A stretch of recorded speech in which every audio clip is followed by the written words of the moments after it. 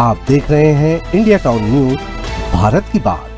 छत्तीसगढ़ विधानसभा के बजट सत्र के दौरान आज की कार्रवाई हंगामेदार रही। सदन की कार्रवाई में प्रश्नकाल के दौरान जहां एक और विपक्ष नहीं सत्ता पक्ष के सदस्यों ने सरकार के मंत्रियों को घेरने की कोशिश की।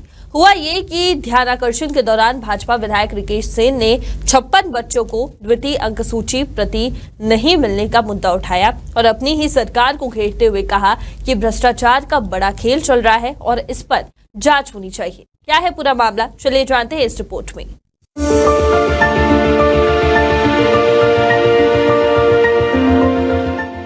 आपको बता दें कि ध्यानाकर्षण के दौरान सदन के पटल पर अपनी बात रखते हुए विधायक रिकेश सेन ने कहा कि ध्यानाकर्षण लगाने पर बच्चों को डुप्लीकेट कॉपी दी गई।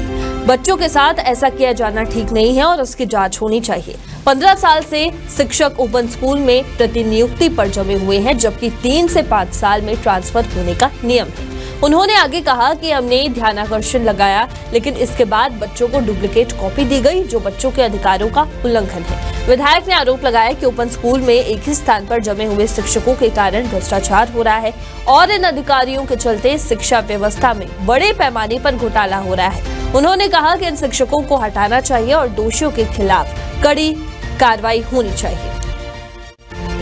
भ्रष्टाचार के आरोपों के बीच विधायक रिकेश सेन ने राज्य के शिक्षा विभाग के अधिकारियों को कटघरे में खड़ा किया और कहा कि अधिकारियों द्वारा माफी मांगने के बजाय उन्हें कार्रवाई का सामना करना चाहिए। इस मुद्दे पर विधायक ने अपनी बात सदन में रखी और कहा कि ये केवल बच्चों का मामला नहीं, बल्कि ये शिक्षा के अधिकार और पारदर्शिता की भी बात है।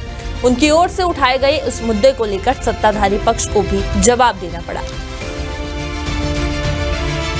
विधानसभा के सत्र ने शिक्षा व्यवस्था और भ्रष्टाचार के मुद्दे को पुनः चर्चा में लाया है और अब ये देखना होगा कि सरकार इस पर कब और कैसे कार्रवाई करती है। क्या सरकार इस पर कार्रवाई करेगी, ये सवाल अब पूरे राज्य के लिए महत्वपूर्ण है। फिलहाल अभी के लिए इतना ही। देश और प्रदेश की तमाम खबरों के लिए आप देखते रहिए इंडिया टाउन न्यूज। नमस्कार।